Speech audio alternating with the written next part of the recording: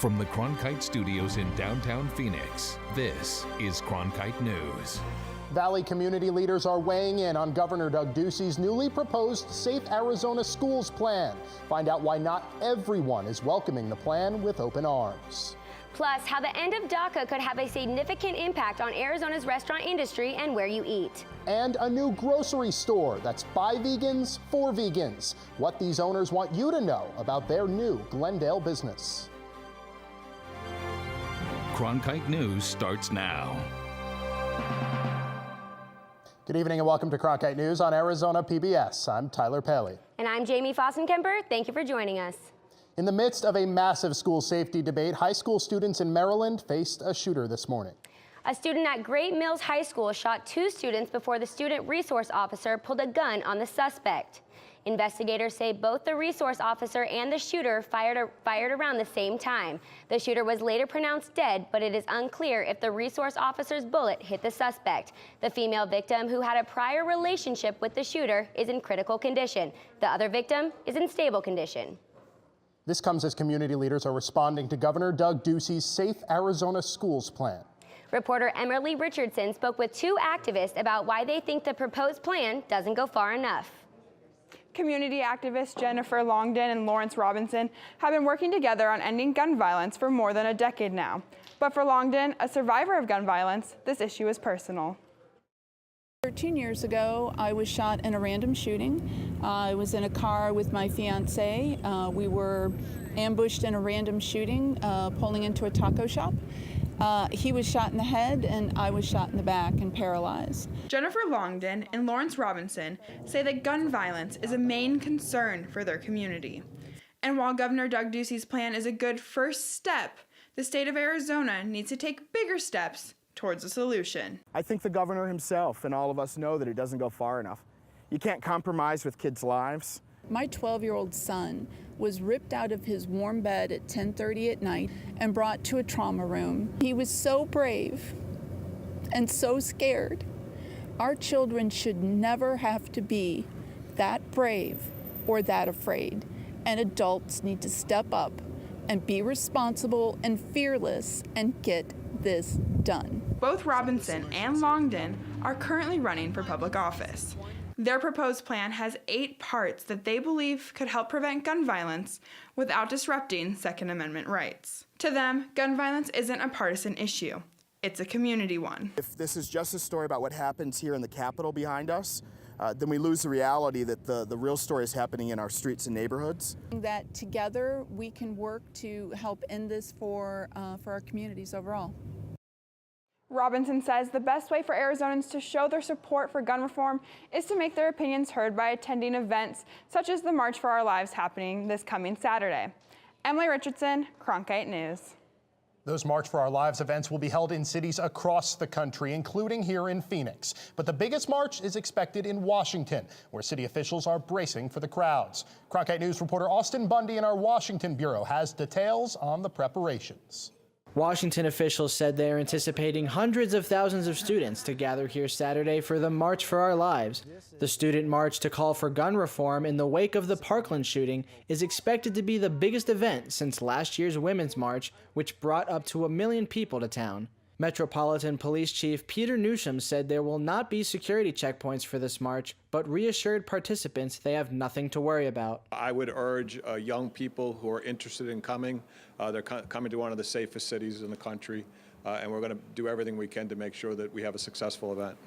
March for Our Lives President Dina Katz said what was going to be a march has now turned into a rally due to the sheer size of the expected crowd, making a physical march nearly impossible. We had talked about a march, but because of the amount of people that we're expecting, we are closing down all of Pennsylvania Avenue from 12th down to 3rd, and we feel like it's the movement of everybody getting here, and that will culminate at the stage at 3rd and Pennsylvania. Newsham said large crowds are not uncommon for the district, noting that the annual Cherry Blossom Festival starts Sunday, and the city is ready. I would say that this city is probably in better shape to handle these types of events than any other city. In Washington, Austin Bundy, Cronkite News. Cronkite News will have team coverage of this weekend's March for Our Lives events. Find us on our social channels and at cronkitenews.azpbs.org. The FBI is expanding their investigation into a recent string of serial bombings happening in cities surrounding Austin, Texas. Just this morning, a package destined for Austin exploded at a FedEx ground distribution facility near San Antonio. One employee had minor injuries but was not taken to the hospital. This is the 5th explosion in 3 weeks of a device either in Austin or meant to be delivered to the city. 2 people were killed and 4 others were injured from the previous bombs. Authorities say the package in the Schertz facility wasn't the only one that they found. There was one other package that we believe was also loaded with an explosive device. We reached out to the FedEx for comment on the ongoing investigation. They said, quote, "We have provided law enforcement responsible for this investigation extensive evidence related to these packages and the individual that shipped them. The safety and security measures in place across the FedEx networks are designed to protect the safety of our people, customers, and communities, and to assist law enforcement as appropriate." Arizona Senator Jeff Flake says members of Congress need to be vocal in support of Special Counsel Mueller finishing his investigation into Russian election tampering, or else it could lead to a constitutional crisis. This afternoon, Flake tweeted, quote, "We are begging the president not to fire the special counsel," end quote, adding that the only constitutional remedy after that would be impeachment, and that, quote, "No one wants that outcome." The Trump administration has said that a Mueller firing is not being discussed. Arizona Senator John McCain criticized President Trump for congratulating Vladimir Putin on winning the election. I had a call with President Putin and congratulated him on the victory, his electoral victory. So I think probably we'll be seeing President Putin in the not-too-distant future. McCain wrote, quote, "President Trump insulted every Russian citizen who was denied the right to vote in a free and fair election to determine their country's future, including the countless Russian patriots who have risked so much to protest and resist Putin's regime." Jury selection is underway in a Tucson federal court for a rare second-degree murder trial of a U.S. Border Patrol agent. Agent Lonnie Swartz is accused of killing 16-year-old Jose Antonio Elena Rodriguez, who was on the street in Nogales, Mexico, just across the border from Nogales, Arizona. An autopsy showed the teen was shot 10 times. Swartz lawyers have said Rodriguez threw rocks just before he was shot to create a distraction from drug smugglers, and that the agent was justified in using lethal force. Investigators in Tempe say it's still too early to determine who was at fault in a fatal collision involving a self-driving Uber SUV. The 49-year-old woman was not walking in a crosswalk as she crossed Mill Avenue. Police said today she stepped into the road right in front of the car. The vehicle was operating in full autonomous mode and going an estimated 40 miles an hour at the time she was hit. The operator behind the wheel of the Uber has been identified as a woman who'd previously served time in prison for attempted armed robbery. Uber said today the employee cleared all state hiring requirements. Uber's self-driving operations have been suspended nationwide pending 2 separate federal investigations into the deadly accident. The Scottsdale School Board is meeting this afternoon to discuss the possible dismissal of its superintendent and chief operating officer. Cronkite News was there last month when parents, students, and teachers rallied to draw attention to investigations into Denise Birdwell and Lewis Hartwell. Both have been on paid leave since February, pending investigations into district finances, bidding practices, and potential conflicts of interest. Well, revoking DACA could cause trouble for one local Valley business. Coming up on Cronkite News. The businesses plead to lawmakers to protect DACA recipients. And keeping the industry thriving while keeping the environment safe. Miners gathered at the state capitol to discuss the future of their business. I'm Judy Woodruff, anchor and managing editor of the PBS NewsHour. The journalists of tomorrow face a fast-changing media landscape, but quality news remains vitally important to our communities, our country, and our world. At ASU's Walter Cronkite School of Journalism and Mass Communication, students learn solid, reliable reporting, holding the powerful accountable, and rebuilding the public's trust. The Cronkite School and Arizona PBS, preparing the next generation for a stronger future of journalism. As journalists at Cronkite News, we report on stories that matter to you by focusing on the local impact. We dig deeper and work tirelessly to keep you informed. Live in Wickerburg. Live in Los Angeles. In Cleveland, In Washington. in Louisville, From Jerusalem. Live in Philadelphia. From around the world to right here in Phoenix. At Cronkite News, we report the facts and stick to the truth. Millions of people die every year from drinking dirty water. I would never have felt I had the ability to do something without ASU pushing me. We built filtration systems out of local materials with the people. To see those kids drink clean water for the first time, it's the most rewarding feeling that you can ever have. I went to ASU because I wanted to change the world. The thing I never would have expected is how the world would have changed me.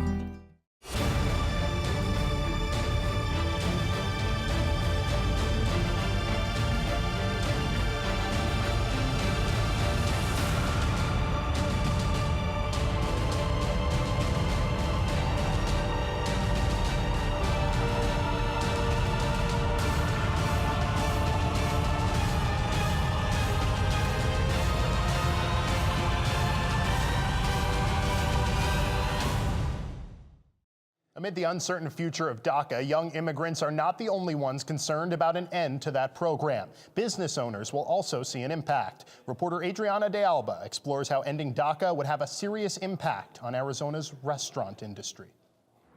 At the Wildflower Bread Company, preparing baked goods may be a never-ending cycle, but it's also a blessing for Claudia Gutierrez, who works as the company's head pastry chef. I love what I do. I love pastry, but the main thing is because we are like a family, that they care for each other. She started in the company's sanitation department. Today, she's a manager at its headquarters and also happens to be a DACA recipient. The thought of losing that protection weighs on her shoulders every day. But it's here where she has found someone to lean on, the company's founder, Louis Basil. As soon as, we start about here in DACA, he helped me a lot. Over the course of 22 years, Basil has expanded Wildflower to 14 locations around Arizona. For him, the so-called dreamers have been an integral part of his company, and he wants his voice as a restaurant owner to be heard. They are a part of this country, and we need to remove the uncertainty that somehow suggests that they're not an integral part of what makes America great. In a letter written to Arizona Senator John McCain, Basil urges him to find a long-term solution for DACA recipients in limbo, stressing that dreamers make up more than 5% of his employees. But 57% of the dreamers stay with Wildflower for more than 3 years. The New American Economy estimates that more than 18% of DACA-eligible employees make up the restaurant industry, the #1 field they work in. The simple reality is that we need employees. Some of our best employees are our dreamers and our DACA employees. There is an argument, of course, that these are folks who are coming here and taking jobs from Americans. The reality, of course, is that if you do the math, you realize that we're at full employment, and yet many of these undocumented workers are working. And so they're not taking jobs, they're filling jobs that would not be filled otherwise. While ending DACA would have an economic impact for Basil and his business, he says it really boils down to a humanitarian issue. The dreamers are the American dream, okay? They want to work hard. They don't mind starting at the bottom and working their way up. You heard from Claudia where she started, okay? That's not dissimilar to my situation. I started in the restaurant business as a dishwasher, and here I am as the founder and owner of the Wildflower. So that dream exists. However, we have to give people the opportunity to actually achieve that dream. In Scottsdale, Adriana de Alba, Cronkite News. Basil is currently working on opening 3 additional Wildflower locations, but says the biggest challenge restaurant owners face is the ongoing issue of finding good staff to run their restaurants. A recent decision by President Trump's administration will have an impact on the mining industry. Reporter Megan Meyer takes us to the Capitol to discuss this change with those who are directly affected. Members of Arizona's mining community gathered at the Capitol. The event is really to promote the mining industry and what it does for its communities, both locally and globally. Currently, 65% of the nation's copper is mined in Arizona. Minerals such as copper contribute heavily to the manufacture of everyday items such as cell phones, computers, and motor vehicles. But producing these materials comes at a cost. Over 40,000 jobs are generated by the mining industry here in AZ, but the environmental impact of the field has always been a concern.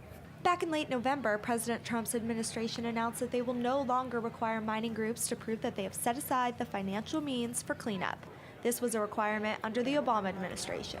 The EPA says state and federal rules already address this issue, and the companies we spoke with didn't think the regulation rollback would be a problem. All of the companies that I dealt with in the 36 years I've been in the industry have always been responsible in that regard, and will continue to be. Many expressed that their company's plans to remain environmentally friendly will not waver. We pride ourselves as being stewards of the areas where we mine, and so I can't see where it would largely impact our company in the way we do things, because I believe we strive to do the right thing regardless of what the law requires. In Phoenix, Megan Meyer, Cronkite News. Well, eating vegan can sometimes be difficult because of limited options. But one Valley store is changing that. Coming up on Cronkite News, an inside look at the first vegan grocery store in Glendale.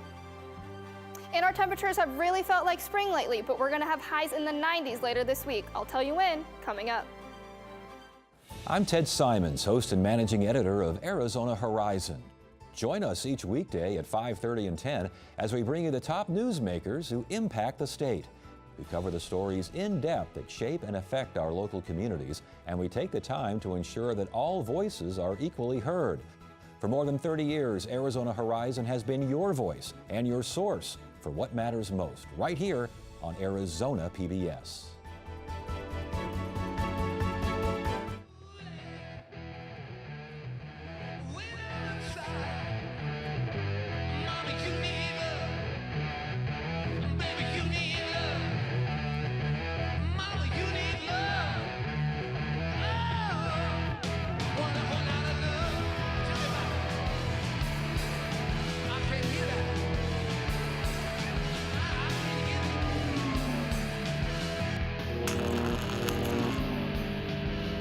Fridays, it's at Cronkite News, your social sharing connection where you choose the news.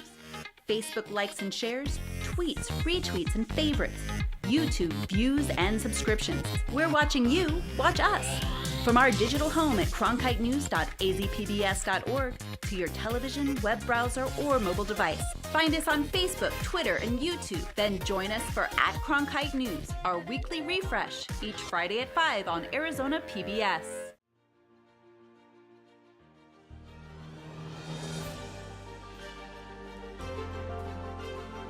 Officially from 36, and he hooks it in.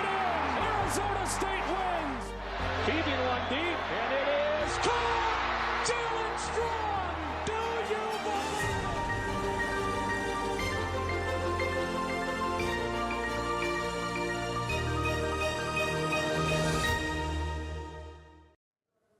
The demand for plant-based foods is rising, and 2 long-term vegans in the Valley decided to start their own business because of it.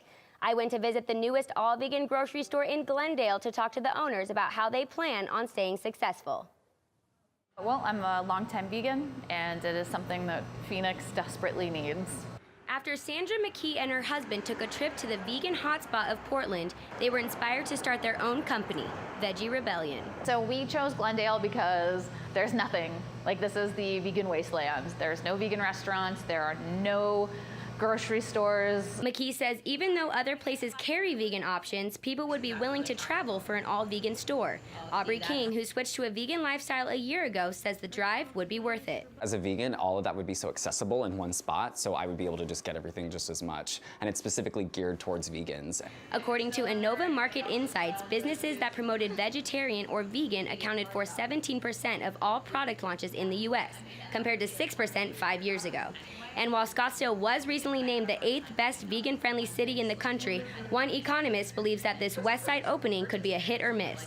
Being the only vegan grocery store in the area might be a signal that nobody needs a vegan grocery store in the area, or it might just be that that's the very last thing that was needed for the areas. But Rudiger believes that it could also be the start to something big. One store always needs to make the start for something else to develop. The owners of Veggie Rebellion say they are embracing their individuality. We have products that nobody carries in the state, nobody carries in the Western Hemisphere. Like there's a lot of products that we deal with directly that nobody can find anywhere else in Arizona. McKee says the majority of their product comes from a national distributor, but she personally reads every label to ensure her stock meets all expectations. NASA released 12 new photos of deep sky objects. The Hubble Space Telescope, launched in 1990, pictured these new images. M62, seen here, is almost 12 billion years old. M75, located in the Sagittarius constellation, is 67,000 light years away.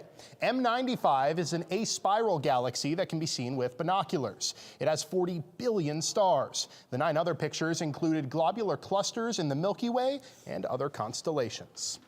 Well, Jamie, it was beautiful today in the valley, but will this last through the weekend? Courtney Malley is tracking our forecast. Thanks, Tyler and Jamie. Our temperatures this week have felt just like spring, which is perfect because our high temperature of 78 degrees is right on par with the first day of spring for the year. But first, let's take a look at our evening temperatures as things cool down just a little bit. In the valley, it's going to be in the mid to upper 60s for your evening, so why don't you eat dinner outside, take a nice walk. It'll be a pleasant evening. But you need to take note, for Thursday, our high is going to be 93 degrees, which is 1 degree lower than our 1990 record and about 16 degrees above average. As your work week wraps up, it's going to be 85 degrees tomorrow, 92 on Thursday, 80 on Friday.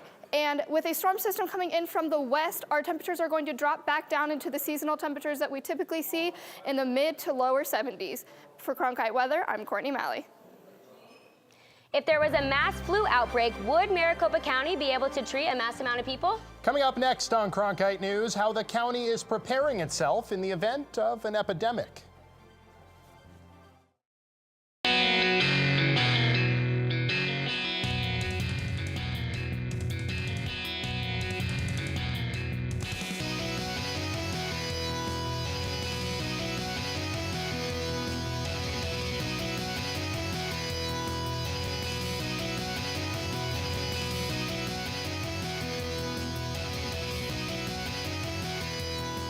Cronkite News, weeknights at 5 on Arizona PBS.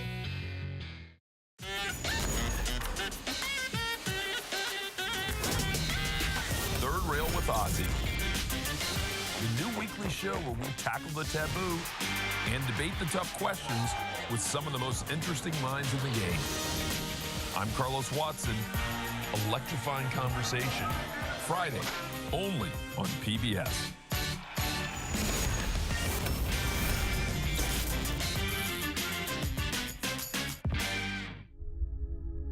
Hello from the children of planet Earth. Exploring, it's the lifeblood of the mission. Human beings are a curious bunch.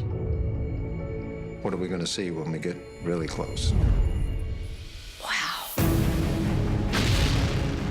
Just because an idea is crazy, it's not necessarily wrong. We were on our way. You don't get anywhere until you've tested the limits. That carries an intensity you can't imagine. You could hear people just, whoa. Oh my God, absolutely spectacular. It's a rush.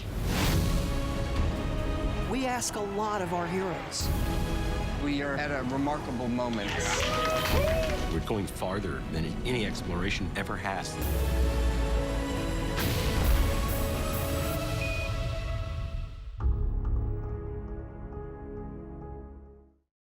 If there were an anthrax attack or a countywide flu epidemic, would you know what to do? Reporter Sydney Eisenberg shows us how the Maricopa County Department of Public Health is preparing for such an event. School may be on break at Basha High School, but there is still learning going on. The Maricopa County Department of Public Health held a point of dispensing drill to simulate what would happen if Maricopa County experienced a pandemic illness or bioterrorism attack. The goal was to see how quickly the department and volunteers could set up a point of dispensing or pod site in order to screen residents and dispense life-saving medication. We try to plan for a worst-case scenario, and that's to give the medication to all 4.5 million residents within 48 hours. During an emergency, vehicles would enter into the pod site, would immediately be screened, and then sent down to dispensing, where they would be given the proper medication for the type of outbreak. The Department of Public Health has over 100 pod sites across the county that could be used. The sites would only be activated if a mass dispensing of medication was needed. However, Counsel says that the department is always prepared. I would love to say that the chances of that happening are slim to none, but unfortunately you never know what's going to happen or occur. Counsel says Maricopa County residents can protect themselves from some possible epidemics by staying up to date on vaccinations. In Chandler, Sydney Eisenberg, Cronkite News. The department plans on practicing these dispensing drills every 3 to 5 years in order to stay prepared. Cronkite News is proud to be the news division of Arizona PBS. Here's what's coming up on Arizona Horizon and PBS NewsHour. On the next Arizona Horizon, we'll take a look at local housing prices, and we'll hear about and hear from the Phoenix Symphony Chorus. That's on the next Arizona Horizon. I'm Judy Woodruff on the next NewsHour. Escaped, the harrowing story of 2 Nigerian women who survived being kidnapped by Boko Haram as girls. That's Tuesday on the PBS NewsHour. That's it for Cronkite News tonight. Thanks for joining us. For top Arizona stories anytime, go to cronkitenews.azpbs.org.